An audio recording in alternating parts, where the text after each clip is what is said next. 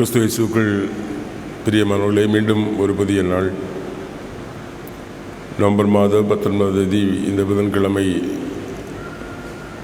இந்த நாளை நாம் காணவும் அவருடைய பரிசுத்த சன்னிதானத்தில் கடந்து வந்து நன்றியோடு அவரை தொழுது கொள்ளவும் கடவுள் நமக்கு பாராட்டியிருக்கிற தயவுக்காக இரக்கத்திற்காக கடவுளுக்கு நன்றி சொல்லுவோம். நேரடியாகவும் முகநூல் வழியாக இந்த ஆராதனையிலே இணைந்திருக்கிறவர்கள் யாவரையும் ஆண்டவர் ரட்சகர் மீட்பெருமாகிய இயேசு கிறிஸ்து நாமத்தில் அன்போடு வாழ்த்தி வரவேற்றுக் கொள்கிறோம். நம்முடைய பிரார்த்தனையினுடைய ஆரம்பம் பிதா, குமாரன், பரிசுத்த ஆவியாகிய திரியேக கடவுளுடைய நாமத்துள்ளது. ஆமேன். ஜெபிப்போம். எல்லாம் வல்லவரும் என்றென்றும் எங்களை வழிநடத்தி காத்து வருகிறோமாகிய பரிசுத்தமுள்ள நல்ல தகப்பனே,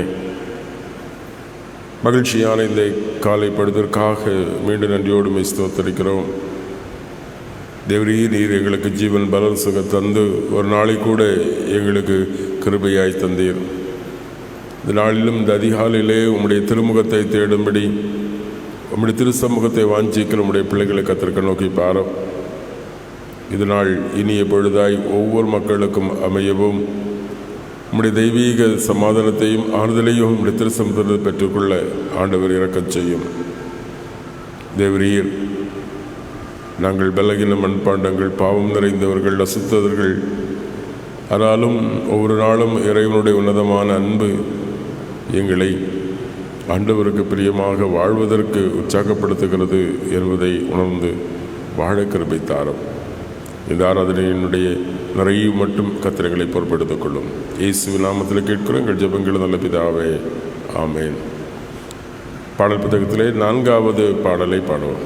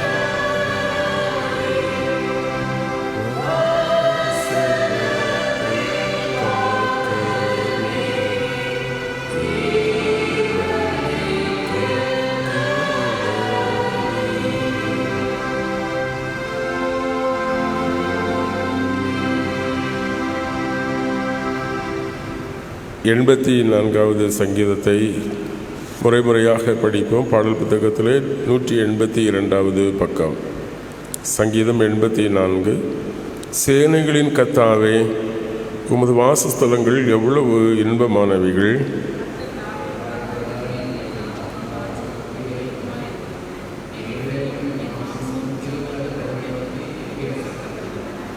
என் ராஜாவும் என் கடவுளுமாகிய சேனைகளின் கர்த்தாவே, உமது பீடங்களண்டையில் அடைக்கலான் குருவிக்கு வீடும் தகைவிலான் குருவிக்கு தன் குஞ்சுகளை வைக்கும் கூடும் கிடைத்ததே.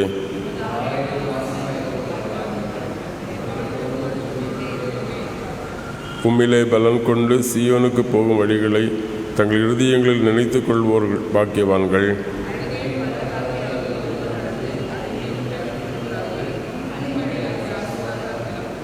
அவர்கள் பலத்தின் மேல் பலன் அடைவார்கள். ஒவ்வொருவனும் சீயோனிலே தேவசனத்தில் வந்து காணப்படுவான்.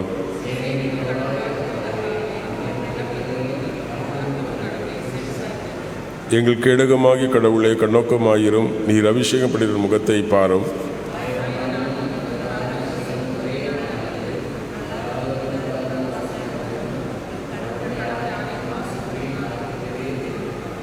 கடவுளாகி கர்த்தர் சூரியனும் கேடகுமானவர். கர்த்தர் கிருபையும் மகிமையும் அருளுவார். நேர்மையாக நடக்கிறவர்களுக்கு நன்மையான எதையும் அவர் வழங்காதீரார்.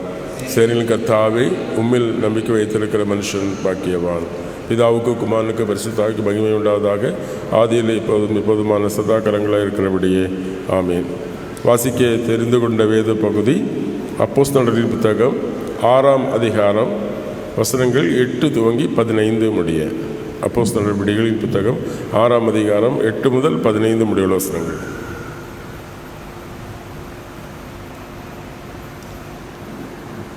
அப்போஸ்தலர் 6ஆம் அதிகாரம் வசனங்கள் 8 முதல் 15 முடிய. ஸ்தேவான் விசுவாசத்தினாலும் வல்லமையினாலும் நிறைந்தவனாய் ஜனங்களுக்குள்ளே பெரிய அற்புதங்களையும் அடையாளங்களையும் செய்தான். அப்பொழுது திபெத்தினார் எனப்பட்டவர்களின் ஆலயத்தை சேர்ந்தவர்களிலும் சிரேனை பட்டணத்தாரிலும் அலெக்சந்திரியா பட்டணத்தாரிலும் சிலிசியா நாட்டாரிலும் ஆசியா தேசத்தாரிலும் சிலர் எழும்பி ஸ்தேவானுடனே தர்க்கம் பண்ணினார்கள். அவன் பேசின ஞானத்தின் ஆவியையும் எதிர்த்து நிற்க அவர்களால் கூடாமற் போயிற்று. அப்பொழுது அவர்கள் மோசேக்கும் தேவனுக்கும் விரோதமாக இவன் தூசண வார்த்தைகளை பேச கேட்டோம் என்று சொல்லும்படியாக மனுஷரை ஏற்படுத்தி ஜனங்களையும் மூப்பரையும் வேத பாரகரையும் எழுப்பிவிட்டு அவன் மேல் பாய்ந்து அவனை பிடித்து ஆலோசனை சங்கத்தாருக்கு முன்பாக இழுத்து கொண்டு போய் பொய் சாட்சிகளையும் நிறுத்தினார்கள். இவர்கள், இந்த மனுஷன் இந்த பரிசுத்த ஸ்தலத்துக்கும் வேத பிரமாணத்துக்கும் விரோதமாக தூசண வார்த்தைகளை ஓயாமற் பேசுகிறான். எப்படி என்றால், நசரனாகிய அந்த இயேசு இந்த ஸ்தலத்தை அழித்து போட்டு மோசே நமக்கு கொடுத்த முறைமைகளை மாற்றுவான் என்று இவன் சொல்ல கேட்டோம் என்றார்கள். ஆலோசனை சங்கத்தில் உட்கார்ந்திருந்த அனைவரும் அவன் மேல் கண்ணோக்கமாயிருந்து அவன் முகம் தேவ தூதன் முகம் போல் இருக்க கண்டார்கள் என்பதே.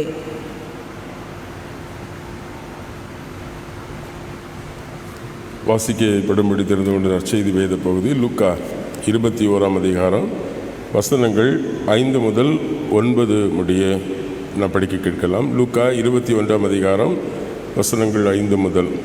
சிறந்த கற்களினாலும் பொருத்தனை பொருட்களினாலும் தேவாலயம் அலங்கரிக்கப்பட்டிருக்கிறது என்று சிலர் சொன்னபோது அவர், நீங்கள் பார்க்கிற இவைகளில் கல்லின் மேல் கல் இராதபடி எல்லாம் இடிக்கப்படும் நாட்கள் வருகின்றன என்றார். அவர்கள் அவரை பார்த்து, போதகரே, இவைகள் எப்பொழுது சம்பவிக்கும்? இவைகள் சம்பவிக்கும் காலத்திற்கு அடையாளம் என்ன என்று கேட்க அவர், நீங்கள் வஞ்சிக்கப்படாதபடி எச்சரிக்கையாக இருங்கள். நானே அவர் என்று என் நாமத்தை கொண்டு அநேகர் வருவார்கள். காலம் சமீபத்தது என்றும் சொல்வார்கள். அவர்களுக்கு பின் செல்லாதையுங்கள். யுத்தங்களையும் கலகங்களையும் பற்றி நீங்கள் கேள்விப்படும் போது திகிலடையாதையுங்கள். இவைகள் முன்னதாக சம்பவிக்க வேண்டியதை, முடிவு உடனே வராது என்றார் என்பதை.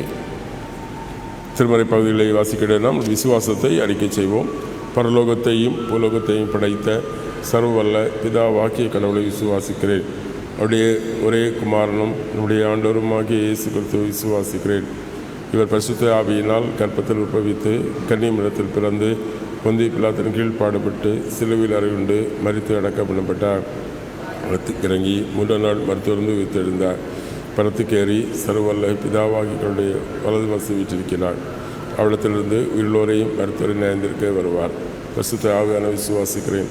பொதுவான பரிசுத்த கிறிஸ்தவ சபையும் பரிசுத்தவானுடைய ஐக்கியமும் பாவ மன்னிப்பும் சரீர விடுத்தலும் நித்திய ஜீவனோடு விசுவாசிக்கிறேன். ஆமீன். பிதாவாகிய கடவுளிடமிருந்தும் குமாரனாகிய கிறிஸ்து இயேசுவிடமிருந்து உங்கள் அனைவருக்கும் கிருபையும் சமாதானம் உண்டாவதாக. ஆமீன்.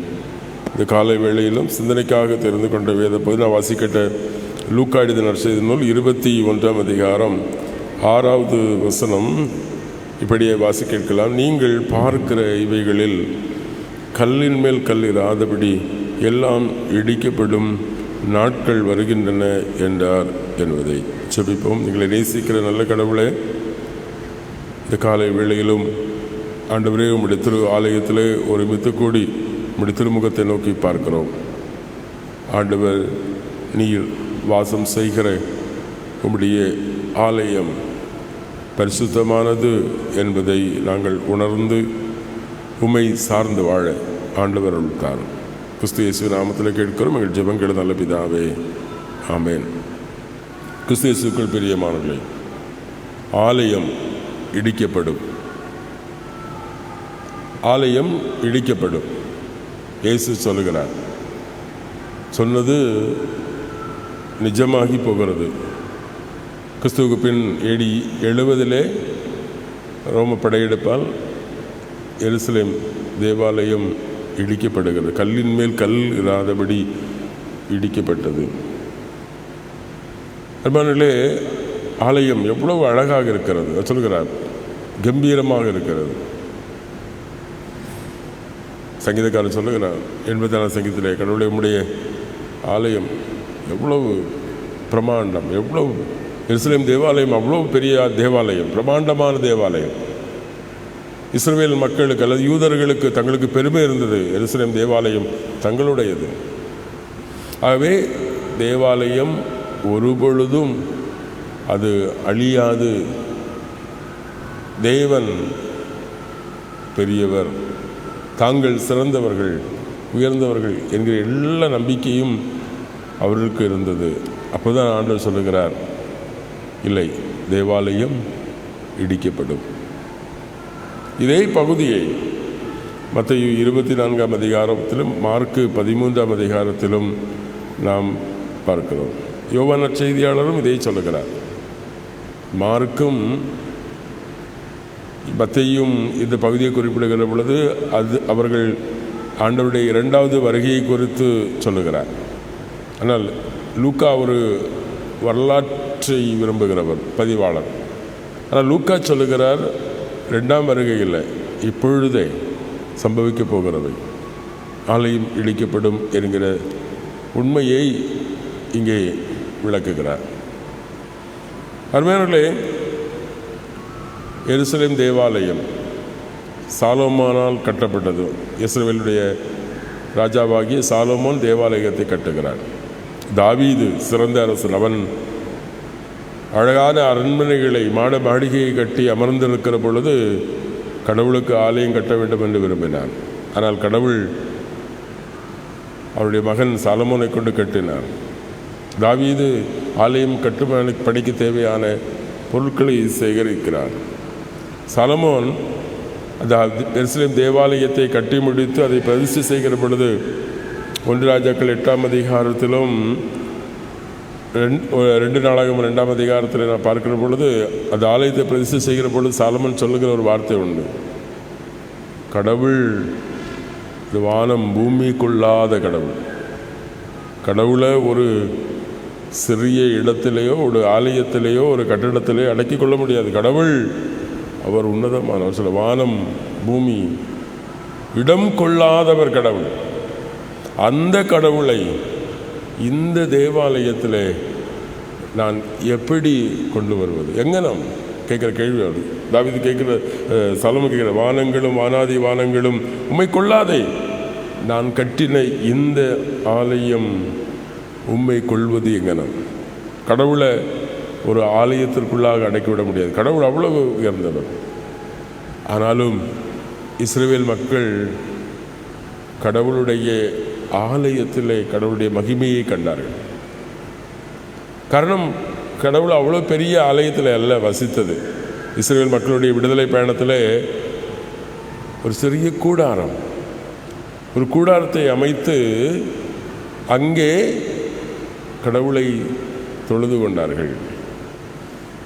பாருங்க, ஆசரிப்பு கூடாரம்.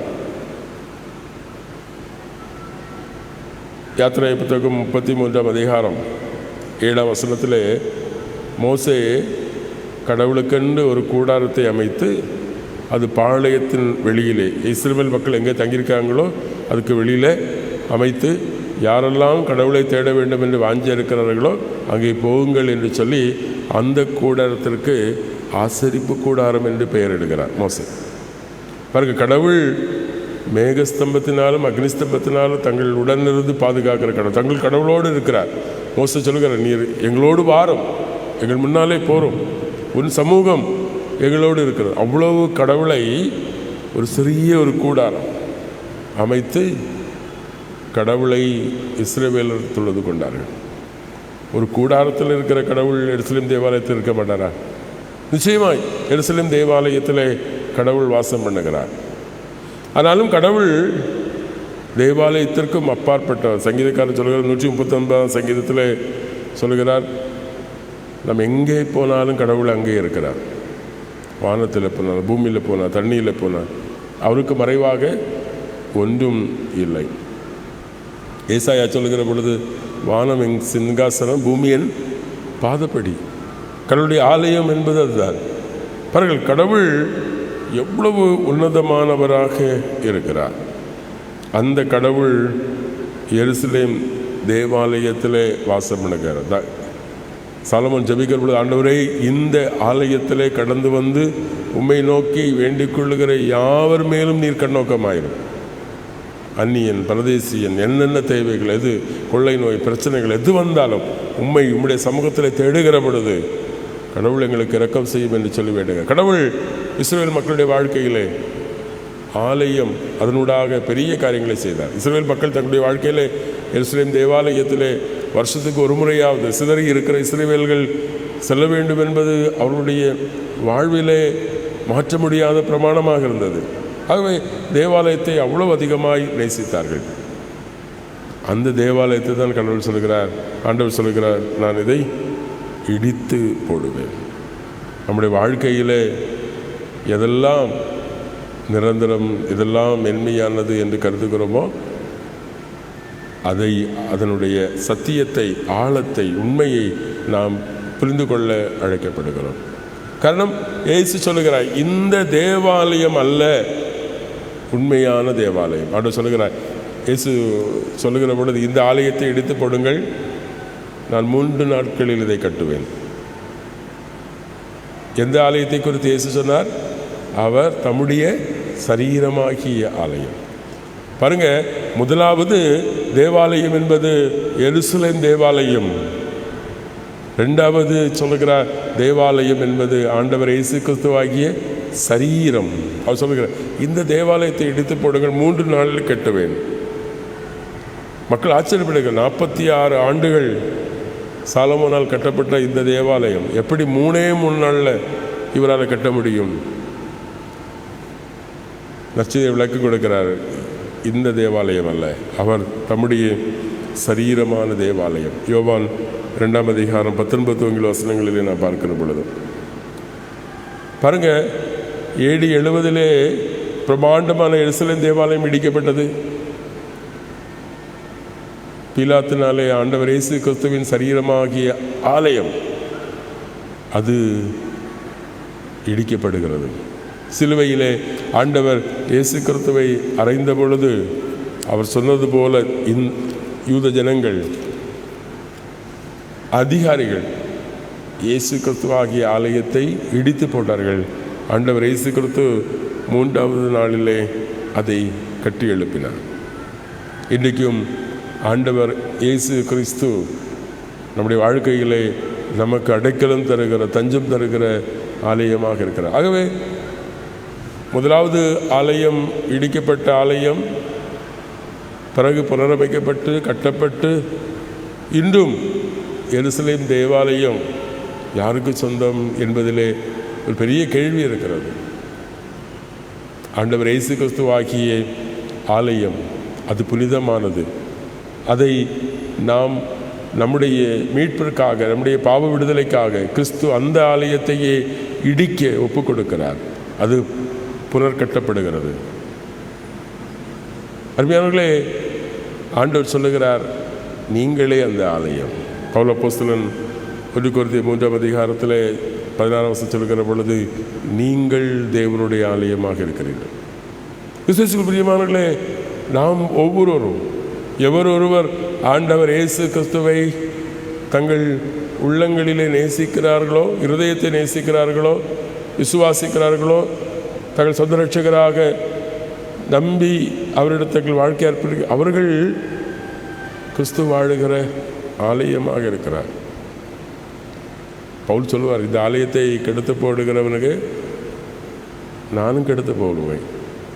பாருங்கள், இன்னைக்கு ஆண்டவர் சொன்னது போல நாம் கிறிஸ்து வாழுகிற நம் ஒவ்வொருடைய சரீரமாகிய ஆலயத்தை இடித்து கொண்டு இருக்கிறோம். கிறிஸ்துவுக்குள் பிரியமானவர்களே, இன்னைக்கு ஆண்டவர் நமக்கு தர அழைப்பு அதான். ஆண்டவர் சொன்னார்ல, இடிக்கப்படும் என்று இடித்து கொண்டு இருக்கிற நாம் ஒவ்வொருடைய தூய்மையாய் பரிசுத்தமாய் வாழ வேண்டிய நாம் உலக அசுத்தங்களினாலே, இருதயத்தின் துரிச்சைகளினாலே, மோகங்களினாலே இன்னைக்கு கிறிஸ்து வாழுகிற புனிதமான நம்முடைய திரு சரீரம் என்கிற ஆலயத்தை நாம் களங்கப்படுத்தி கொண்டிருக்கிறோம், அசுத்தப்படுத்தி கொண்டிருக்கிறோம். அப்போஸ்தலர்களின் புத்தகம் 6ஆம் அதிகாரத்தில் ஸ்தேவான் சொல்லுகிறான், 14ஆம் வசனம். ஸ்தேவான் முப்பர்களில் ஒருவன்.